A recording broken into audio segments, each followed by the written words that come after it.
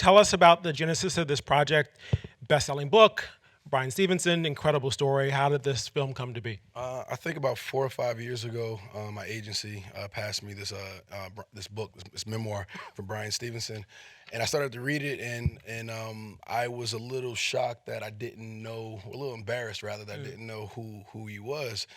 So I ran towards that. I watched his TED Talk. I got a chance to meet him, and I wanted him to be a household name. It was one of those things that his work was so important.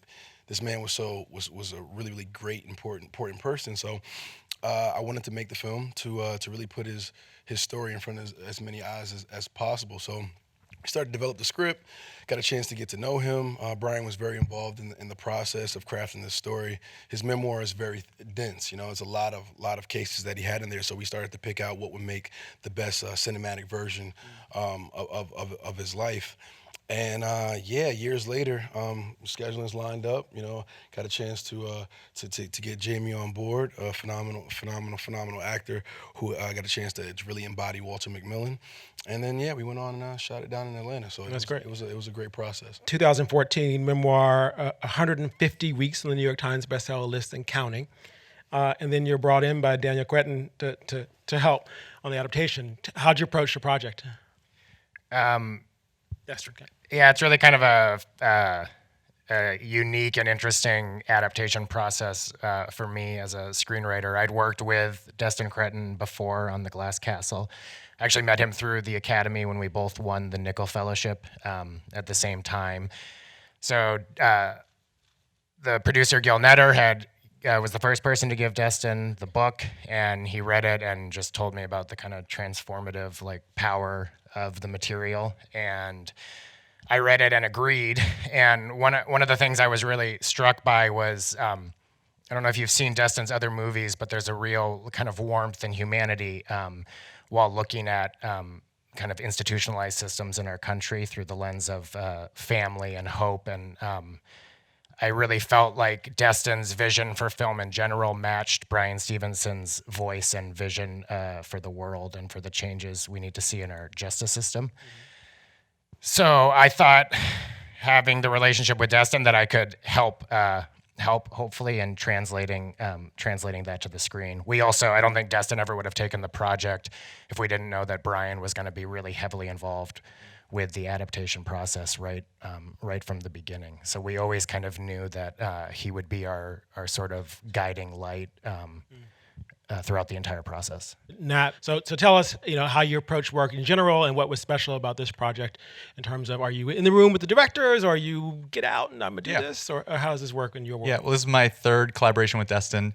I sought him out because I saw his short film, Short Term 12, and it blew me away. And I saw that he had edited it himself, so I thought maybe there was an opening there. And I sought him out and kind of shoved my foot in the door. And he had never worked with an editor before, so at first on that film, it was really hard for him not to be at the keyboard. I think he wanted to wrest the keyboard away from me and do it himself. And over time, our relationship and collaboration has just grown. It's just become better and better and better, to where in this film, he just gave me so much empowerment to, when working with our composer, it was really 50-50 between me and him. And if, a little bit of reshoots, I was in there writing them with him, and it's just become a really great collaboration together. And he loves the editing process. So after production, I'll be off on my own cutting it.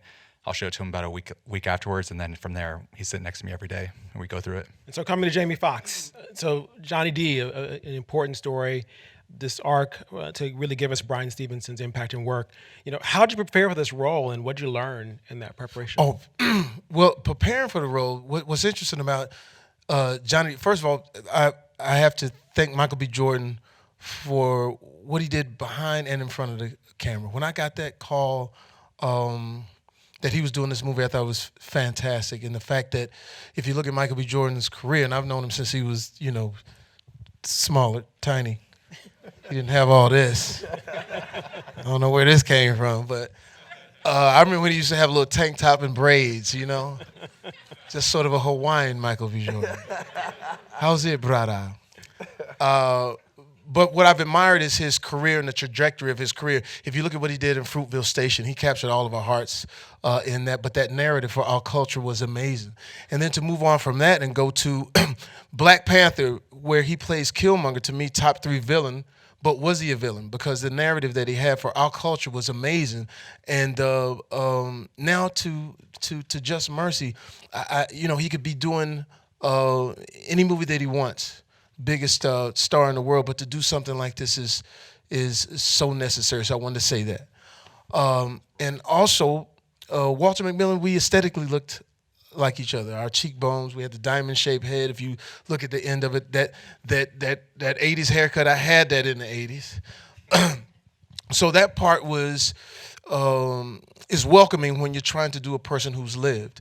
And then we sat together, myself, Michael, Destin, and we sort of crafted what he would talk like, what he would sound like. I would try different accents. I'm from Texas, and if you're deep in Texas, some people say Texas. So we prodded with different ways to say words and vernacular and things like that, and I would pay attention to Michael because he was steering the ship along with Destin and saying, let's make sure we can understand everything. We'll make sure everything that is being said, that people can really understand the weight of the character. And then when it comes to Walter McMillan, the person, it's all about perception. I mean, it's trying to change the perception of what a black man is, that the perception is that he's automatically guilty. My father went to jail for $25 worth of illegal substance for 7 years. A man who had taught in the hood for 25 years, he taught black studies. The very judge that he would bring to the school to talk to the kids presided his case when they put him in jail for 7 years. He was in jail with people that he had taught in school, but they didn't know that father taught me how to play tennis. They didn't know that he taught me how to throw a football. They didn't know he taught me how to swim. So I could really draw up on that because I had a thing about going to jails. I don't like doing that. I don't like going to see people in jail. I don't like that perception. So that's what this was about. And then luckily my father, while he was in, I said, hey, I wrote him one letter. I said, hey, I got on. When you get out, things are better. And I got a chance to take him to the U.S. Open and watch Venus play. So it was that relationship that I used to sort of put in place of what Walter and his family was going through. So Michael, coming back to you in terms of the role. So I'm going to write a book about my life, and I'm going to, my work, and let's see, I'm going to get Michael B. Jordan to play me. That might work out. So thinking about it, how'd you become attached to Brian? What was that relationship like in terms of knowing you're playing him, but also bringing the movie along and this book to life? What was that relationship like? I think one of the things that me and Destin really kind of decided on was the tone of the movie and what type of portrayal we were going to do. We didn't want to do the movie version of anything. We wanted to do an accurate depiction of this man's life and the work that he does. So I got a chance to get to know him, spend time with him. He was an extremely busy man. We would have meetings and and hang out a little bit. I would go down to his offices down in Montgomery, Alabama, and he would leave me and go straight into the Supreme Court, and defend these inmates and fight these cases that are literally life and death. And then he'll pick up a phone and call me and ask me how a scene went. So he was multitasking on the highest level possible.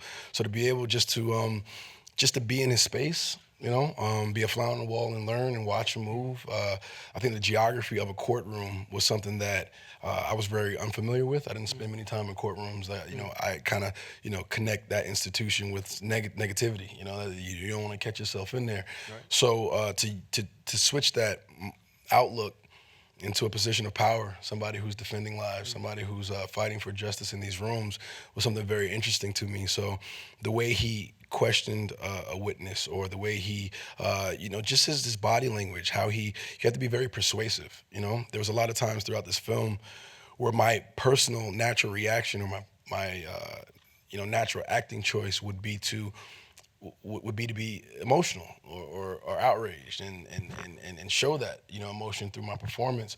But Brian is very reserved, very methodical, very he's intentional with everything that he says. He knows that he has to put his ego and his pride to the side for the betterment of his client, and that's something that that we had to was a choice that we had to make. But yeah, so that all that kind of combined with him always being available via text or phone for me to kind of ask any questions whenever I felt lost throughout the film. So the prison scenes, are those in a prison or are those on set? How are you all shooting the actual prison scenes? How do we actually? Yeah, are you all in a prison or are you on a soundstage or Yeah, we were in a prison, you're in a prison? which is daunting. I don't like any of that. Right. I don't dig none of that shit. It's crazy. It's like when we went in there, and I wanted to sort of go in there for the first time and sort of hit the ground running. That's what we did. We hit the ground running. But there were certain little things that, even when the guy was putting the cuffs on me, there was of course, the person who's playing the correctional officer, but there was an actual correctional officer there, or officer who's telling him how to put the cuffs on. So he said, "Yeah, put the cuffs on tighter. He's a bigger one." And I said, "Hey, man, cuffs is tight enough." Right. But I was like, but I use that when you go in those prisons, which is weird because it's like, like I said, this is all perception, and the perception of seeing a black man going to jail is just, I never wanted to get used to it, so I took that not getting used to it into the scene. Like, no matter what, I still know this is not a place where I'm supposed to be, or Walter's supposed to be, or anybody is supposed to be. So, working in the actual jail cell brings a lot of emotions. So we would bring music in. We play music. We played "No Weapon Formed Against Us Shall Prosper." But then we would play some Marvin Gaye and some hip hop just to sort of, lighten it, because it's a heavy thing when you're in there. And there's so many moments of not micro but macro aggression in this film, and particularly as black men facing this, both behind bars and sort of trapped in trapped in the South. He's chosen to be there. Yeah. Can you talk a bit about sort of why this movie now and what you're hoping it speaks to people? Yeah, I think it's extremely important. This case happened over 30 years ago, but it seems like it could have happened yesterday. The system has been broken, and continue to see that, with all the news headlines and every other incident that happens with the police, and wrongful convictions that you see throughout the media. I think Brian's optimism is extremely important. I think his hopeful nature on how to change the perception of what it looks like to be black and brown, and the skin, the anxiety that we feel just walking outside of our homes. The feeling of when we see a cop drive by. The talk that my parents had to give me at a very young age of how to deal with law enforcement, how to carry yourself, is something that still happens today. And I think Brian's approach to things through his work is bringing the humanity. Being in close proximity. Some of these places, these towns, they only deal with certain people through media, through what they see on their televisions, through the movies they watch, through the media outlets, through the news. So if we use those same outlets to change the perception, that we might be able to find the humanity in one another as a people. And that's why I want people to feel after watching this movie that energy of they could be a part of the solution. I think these issues sometimes seem so big that it's paralyzing. That what can I do as an individual to affect this bigger problem? So they don't do anything, and I don't think that's the right perception to have.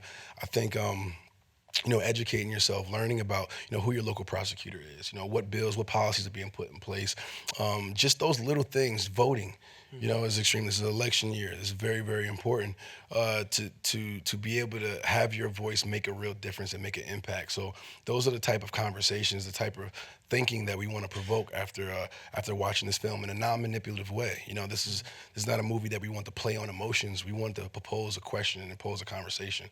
And hopefully, the work that Andrew and Destin did with writing and crafting the script, and the job that Jamie and all the other phenomenal actors in this movie did, and the amazing editing job that we were able to kind of put that on screen. Nat Sanders, Andrew Lanham, Jamie Foxx, Michael B. Jordan, the Academy. Thank you.